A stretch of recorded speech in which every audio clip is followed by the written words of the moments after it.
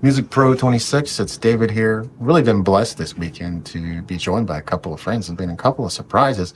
One of my local friends, Justin, showed up yesterday and I got a chance to interview him. But here's Sunavana, all the way from 7 hours away, California. I don't know where that is and don't know if we're going to get into that. But Sunavana's here. Really blessed to be joined by her. How are you?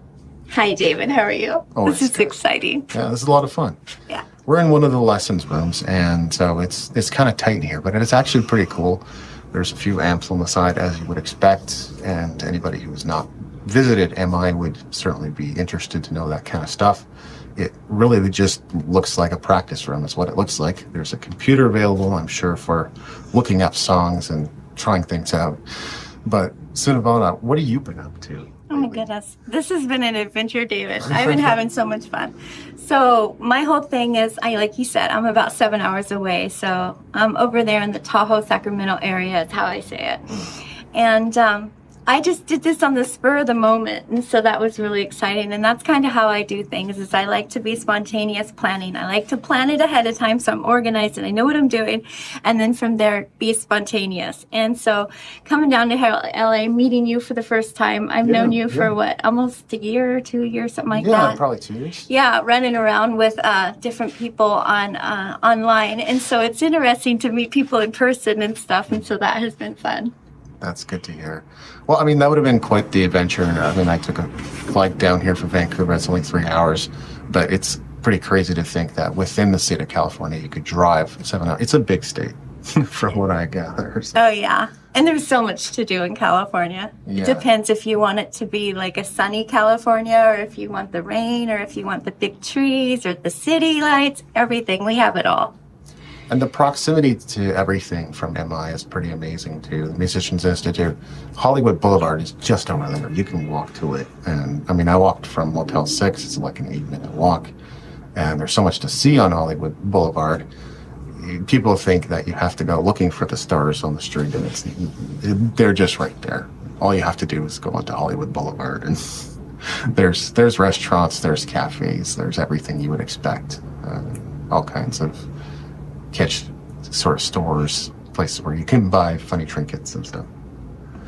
So what sort of creative things have you been up to lately? Have you been growing your Facebook group? Have you been doing some live streaming? Oh, yeah. Yeah. Oh, yeah. I've been having fun over in Facebook under Sunavana Grace. You can find me. I also am under S.H.I.N.E TV, and I have my host, Andrew, and so we've been having fun with that. And recently we did a Sacred Throne and Secret Throne. And so those were different terminologies. And the Sacred Throne is for couples and such and partners or singles that want to be coupled in the future. And it was talking about relationship dynamics. And then the Secret Throne Room was more for the kings behind the royal curtain. And so that gets into the man mindset because I work with men and women and I call them kings and queens, finding their royal divine birthright. So it's that whole part of royalty. So I've been saying, think royal, be royal. And I'm going to get merch that does, that's royal. So it's going to be like an adjective these days. So I'm having a lot of fun with it, David. That's awesome. I know Andrew, and if possible, insert clip here. Have you lost your balls? Serious question. Because he's pretty funny. And he's been in Spark Infinity, and I've been on his show as well. I can't remember what his group was off the top of my head, but Extraordinary Men. There it is. Yeah. Extraordinary Men. How has it been working with him? Oh, he's fun. He's a hoot. Oh my goodness. That was one of the things that I liked about him. I like I said, in the group, I met him and different people, through the different online groups and stuff that I have run with. And he's known for his red suit, guys. And I think that is so fun. And that's what I like about him is he's almost like a character, like, his personality. He's very entertaining and he's really down to earth and he's really fun and he's just really authentic and he's a great co-host. So I've been having a lot of fun with him. Yeah, great to hear. Like, this is a little bit of inside baseball here, but like trying to get Zoom set up to live stream on Facebook is a bit of a pain, right? Oh, yeah. And so what I saw Andrew do was, like, he was obviously used to or had gained practice with this already, but it's sort of hard to tell when you're actually going live you press the live button and you think it's like there's a delay and you don't know if you're live or not if you look within the producer studio, but you are. Right. So how Andrew handled that was he just started dancing and singing. That's so Andrew. In the first 5 seconds or so, and then welcome everybody to. Yeah, you got to have the entertainment piece to it. That's what I'm saying. I love that we're in LA, Hollywood, because right now we're being stars, and we're learning how to like become ourselves. And so this is a perfect environment for that. Yeah, I like that. And so in the dating world or in the love and relationships world, what are some things that you typically notice that are, big challenges for people? What are people trying to create these days? I think the biggest thing is people are having a hard time believing in love, And so for me as a love and dating relationship coach, my first thing is I got to get them not even to talk about love, but to believe that they can love again. So many people have been burnt or hurt, or abandoned or rejected or whatever their thing is. And so to believe that they really have that, opportunity to love again is huge. And so once we hit that spot, and that goes into, like I said before, trauma triggers, that goes into heart triggers. My hair is a mess, you guys. I'm just like, this is it. This is take it or leave it. So I'm playing with my hair. Besides, I'm nervous. But the whole thing is it's heart triggers. And so talking about those intimate things that you've dealt with as a child that, you put under the carpet that you don't want to share and stuff like that. And once you start finding that, you can take those masks off and it's just you layer by layer. And as you take the mask off and you find out who truly you are, then you can be that true royal king or queen and you can come out there and then your match will recognize you. Because that's the big thing is a lot of times with the mask, we're playing a role because we have all this pain, David, and we're going through all this stuff. And so because of that, we don't even know who we are. How are we going to be able to connect with someone? Or worse, we're going to have a counterfeit king or queen because we are in this mask phase and they're in a mask phase, so we don't know who each other are. So the key to me is believing and taking off the mask, doing the hard work, going deep, wearing the crown, and then it will come naturally. They will recognize you, you will recognize them. That's relatable for sure. Like you can be burned in a relationship, but you can also be burned by a business. You can be burned by your music career progression, whatever it is our creatives and artists viewership is experiencing out there. And it's about that thing of trusting again and having faith again. And it's so challenging to do sometimes, but it's exactly what's needed. Are you worried about algorithm updates, at all? Look, it doesn't matter whether you're on Google, YouTube, or Facebook. Every platform has an algorithm. And the attention you get, even your latest music release, is 100% dependent on how the platforms prioritize views. The latest Google update caused blog traffic to tank. It's really volatile out there right now, especially with the emergence of AI. Isn't it time you started locking in your backup plan? What you need is an email list. My recommendation, get started with Kit, an email marketing platform built specifically for creators. Go to davidandrewwiebe.com/convertkit or use the QR code on screen to start building your email list today, because before long, it might be the only way you can reach your audience. This ad is not endorsed by Kit. This is a personal recommendation of David Andrew Wiebe. If you purchase through his affiliate link, he will receive a commission at no cost to you. This show is supported by its listeners and viewers. Thank you for your support.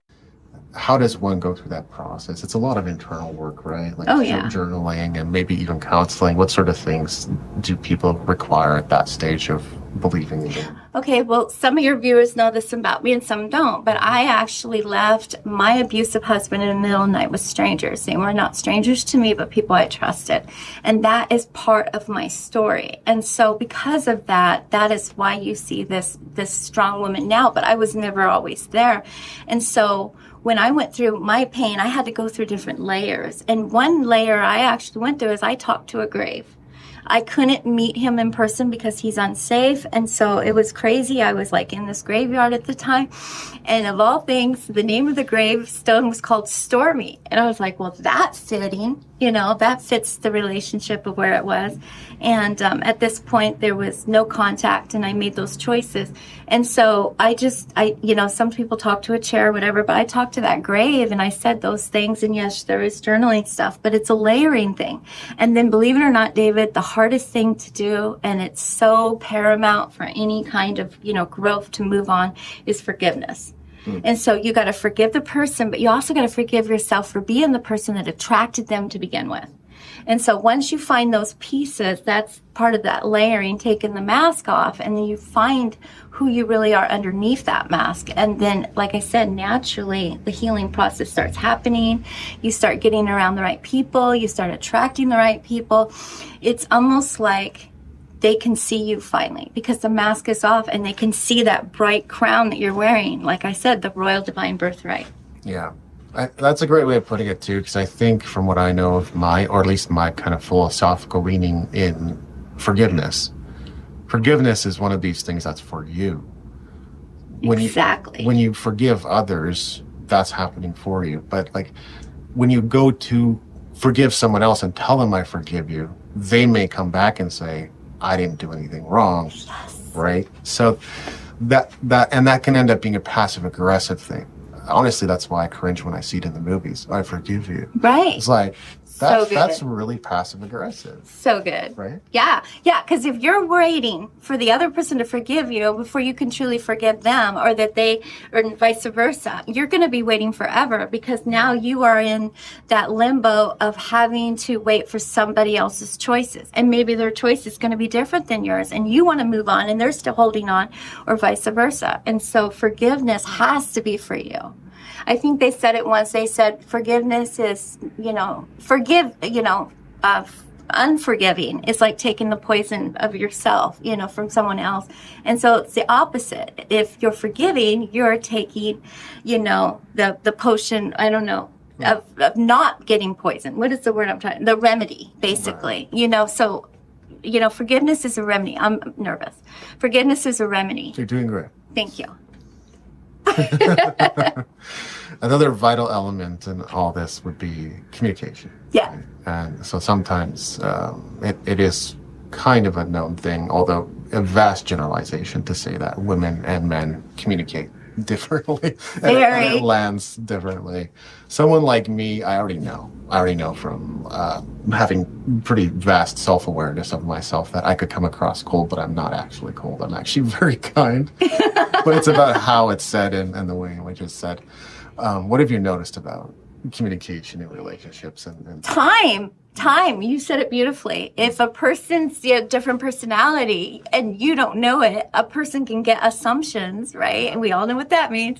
But when you have time and you spend time and the guards start coming down little by little and people start feeling more safe, then automatically they'll know those little intricacies of each other and be like, oh yeah, they're just being themselves and everything's fine. So it's all about time.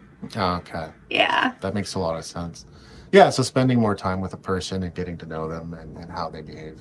Definitely. Quality time. And I think the other big thing is that believing again. Because if you have quality time but you got all your walls up, that's not going to work, because you have to have your walls down and have quality time. So you have to be open. You have to be open. The authentic part. Exactly. And that's probably the most challenging part, but as you say, if you go through that initial process of being ready, then you can get to a place of vulnerability and authenticity that allows another person to see who you are. But it feels and sounds so much like exposure. Oh yeah. That people very much fear this.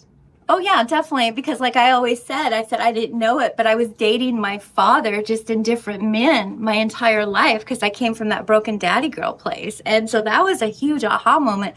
And it wasn't until I became a life and love coach that I started seeing that toxic masculinity piece that has bled through my entire life. And like I say, in my circle of people, I say, we are not man haters around here. We love men, just not the toxic ones. But now I've even changed that, David. And I said, it's not that we love them, but we can, pray for them, support them, encourage them from a distance for safety.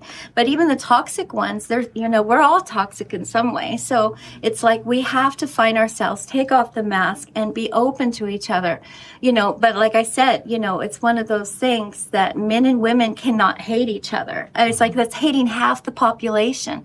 So it's not us versus them. So I hate that battle of sexes. I think that is probably one one of the biggest lies that the community has been given is to believe that it's us versus them, and you wonder why there's so much war. Definitely. And I'm sure toxicity is one of those subjective experiences, like how you feel about the situation versus how someone else might feel about the situation. Like someone else might be perfectly fine with the person and their behavior, whereas you might be like, this is not going to work for me. But I mean, I guess Like my hair, you guys, it's not working. this is maybe why there's 8 billion people on the planet. Like, Yeah. I've heard it before that you can make it work with anyone, but the ideal is to find someone who does compliment you in ways that really make the relationship tenable and workable. Oh, yeah. And it's a beautiful thing. When love works, David, it is the biggest gift out there. In fact, I will go so far as to say, I always say this. I say that love, oh my goodness, I'm getting nervous again. True love is what will heal the world for those that believe. And the world is still believe because it's even that extreme. Because love is one of those things that if it feels right and it's with the right person, it will literally be everything about your life. I don't believe that a woman is complete with a man or a man is complete with a woman, but they do multiply. And it's like it multiplies in your work and business, your heart, your people, community, and the world. Yeah. I think if you're a human being, there's a few things you're going to have a hard time getting away from. And one of them is the desire to be loved. Exactly. It could show up in different ways. It could be recognition. It could be validation. It could be affection. Different people experience love in different moments and in different ways. But you're definitely going to have a hard time trying to live without it. So. Well, yeah. Can you imagine? I mean, it's like coexist. I mean, that's not even how it's created. We're created in love, in general, even if the worst situation is, that the way that a man and woman is made, they're made together. There has to be a man. There has to be a woman. It's just science. Absolutely. Well, I really enjoyed this, Sunavana, and I really appreciate you, and I really appreciate you coming out to Music Pro 26 and to share about relationships, which is interesting. But, we're going to have other guests possibly sharing about filmmaking and other topics too. So I can't wait. It won't just be about music, but anything else you'd like to plug or share in closing? Oh my goodness, this has been really fun. It's an adventure. And being from a woman perspective, you guys, you got to be safe when you travel, but traveling is so beautiful. And it's like you just got to get out there. You got to take those masks off, be yourself, and just let yourself shine. Yeah, absolutely. Enjoy the process and do stay safe, as Sunavana said. It is, after all, we're in Hollywood and LA, and it's the big city, so best to be mindful and aware of your surroundings. All right. Well, stay safe, everyone. Thanks for watching. Blessings from California. Thanks so much for watching. Take a moment to like, comment, and subscribe if you enjoyed this video. Look forward to sharing more with you.